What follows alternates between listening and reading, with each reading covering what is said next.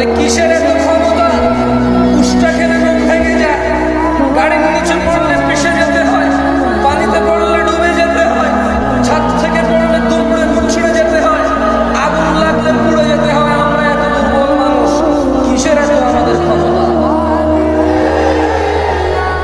20 kilometre বেগে দৌড়ানোর ক্ষমতা, অথচ আল্লাহ এই দুইটা পা দিয়ে 60 বছর দাঁড় করে রাখে, এমন পা যেখানে একটা কাঁটা ঢুকে যায়। একটা ছোট্ট কাঁটা